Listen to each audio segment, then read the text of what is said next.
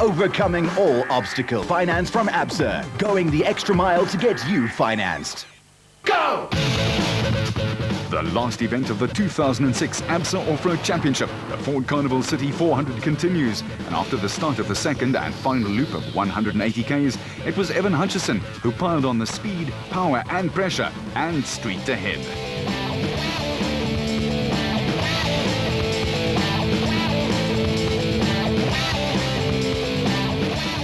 The motorized man really had the bats singing along.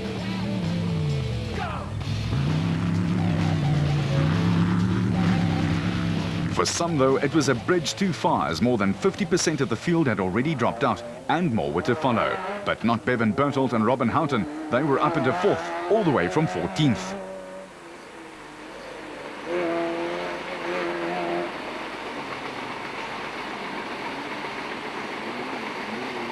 Ford's Woolridge and Schulthammer were also doing a great drive, and they were up into 5th after going off in the 13th place.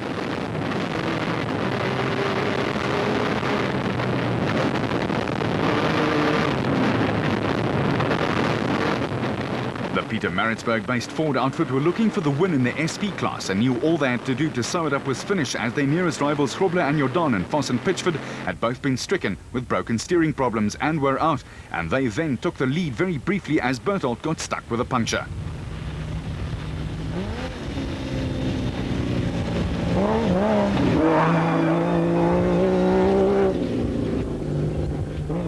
With Terence Marsh and Michael Whitehouse in Nasher Mobile back taking second spot. Great driving, as they were 18th overall at the start of the day.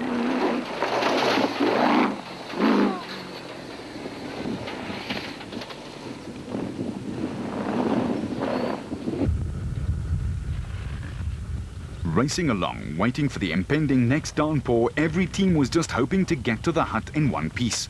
But the Nasher Mobile boys still had time to beep our faithful cameraman who braved the wet.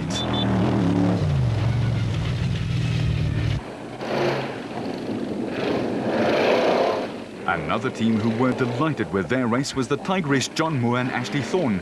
This performance earned John a 5th place on the national points log. They were up into the top 8 all the way from 16th. The Duplessis and their Jimco were themselves having a stormer and were holding station after being 5th overnight.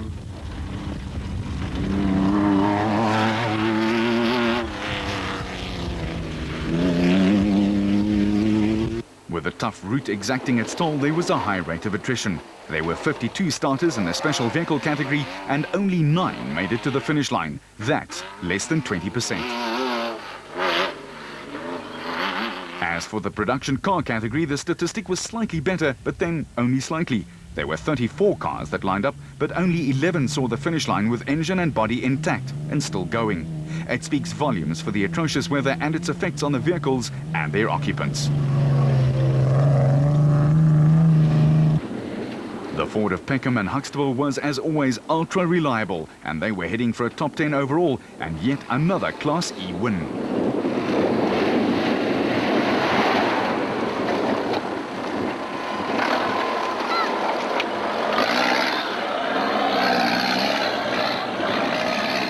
But they were certainly nursing it along. For the Cries, it was a bittersweet race. In their first season, they were there or thereabouts all season long, but even though they were on their way to a win here, it wasn't good enough to take the Class B championship.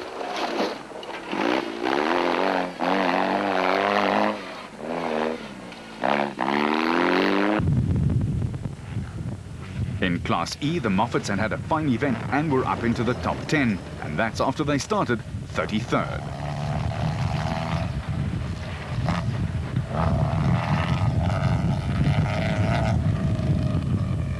Meanwhile, the De Bruins were hunting down that second place on the championship log. Ever mindful of that, all they wanted to do was to finish.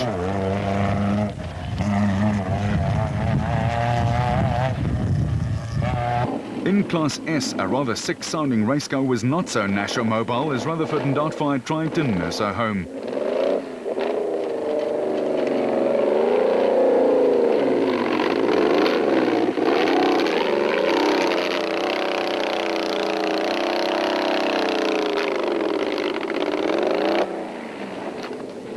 Then they tried take two.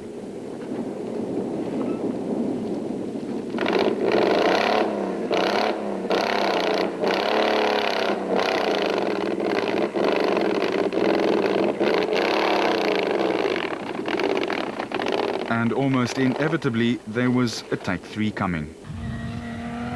For the BB Auto Nissan team, there was joy as they cracked it into the top 7, and their 3.3-litre Nissan was still as eager as it was at the start.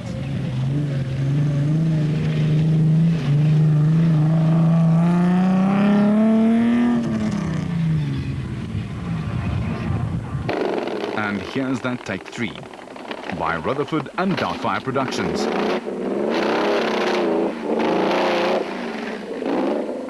Finally, but it wasn't exactly an Oscar-winning performance, was it?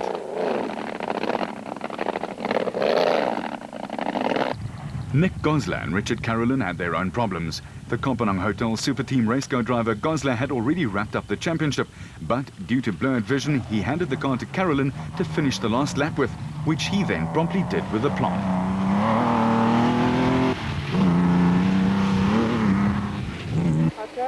For Warwick Goosen, there was a veiled reference to his weight, as his driver Ernest Corbett kicked him out so that their Century Properties bat could crest the hill. And not even that trick worked the first time. But don't take it personally, Warwick.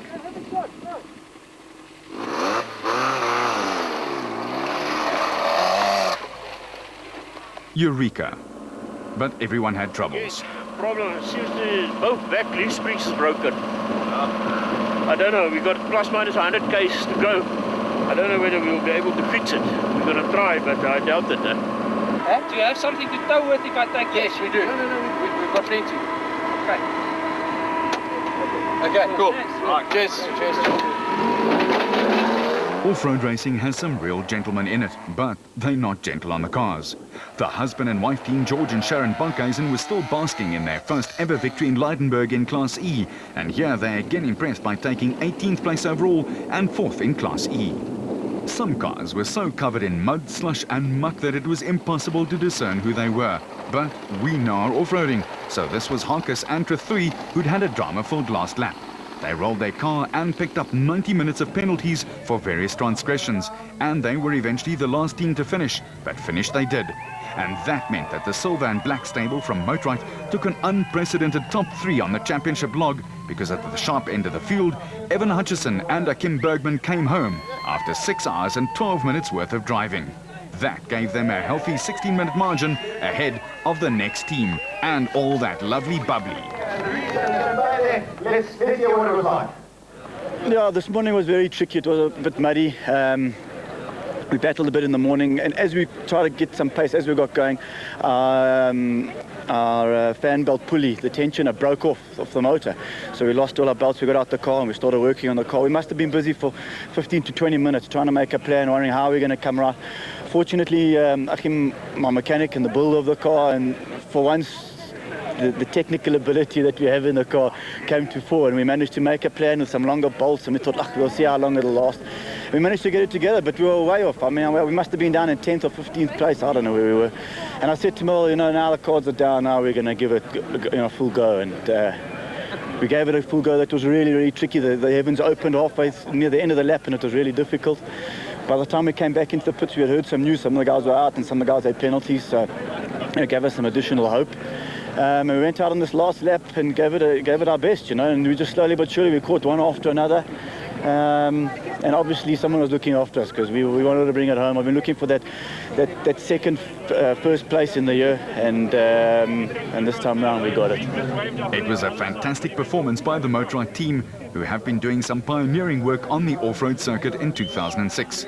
For the Toyota squad, there was good news as they awaited their first arrival, but they didn't have too long to wait, as the Castrol Toyota, Bevan Bertolt and Roman Houghton sped around the last corner and straight to take the production car win.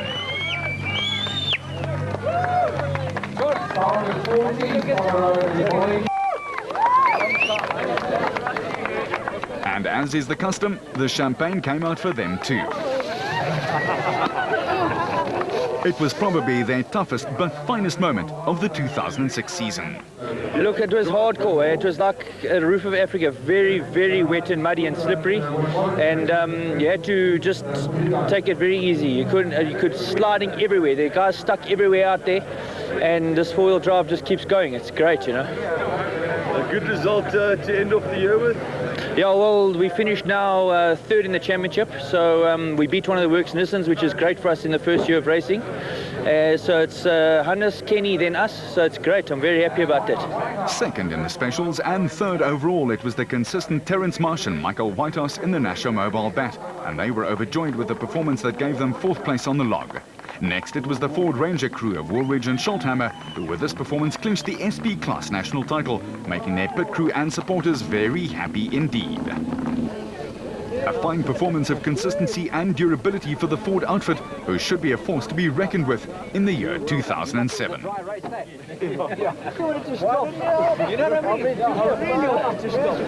We came here with a point of winning our class in the SA Africa Championship, and we managed to do that.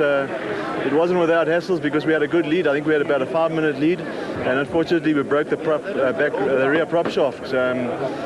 I guess about 40 k's into this loop, so the last 140 k's we've done in front wheel drive only. So with all this rain, all this mud, it's been absolutely hectic. How this little engine managed to stay in one piece, I don't know. But yeah, it's been a fantastic year when I look back, and we've started 8 races, finished 8 races. I stand to be corrected, but I don't think anyone else has done that. So we've got a 100% finish rate, so we're very happy with it. And for that, one should lift your cap to the Ford outfit. As most of the people did at the finish line. The BB Auto team took third in the production car class and won Class D by 39 minutes. And the Toyota victory gave the Japanese mark the Manufacturers Award too. Pickham and Huxtable brought the second Ford home in fourth place. In the specials, a comfortable victory for Hutchison and Bergman, who must have thought that they were down and out at one stage on the first lap. But the whole Motorrad team has a never-say-die attitude, and it came through. Gosler and Carolyn clinched the Class S Championship. After thousands of kilometers of racing around Southern Africa stretched over 8 races in the series, Krobler and Jordan are the kings again, while Schroeder and Huxtable took Class E with ease by 23 points. And in the Space Fan class, Cox and Tersteger had 19 points to spare over teammates Hutchison and Bergman, but it was an unprecedented top 3 for the Motorrad squad. And it was a welcome return to the top of the class for Toyota and the manufacturer's points log. Thanks for watching. Until next year, you keep it on the road, we'll keep it off-road.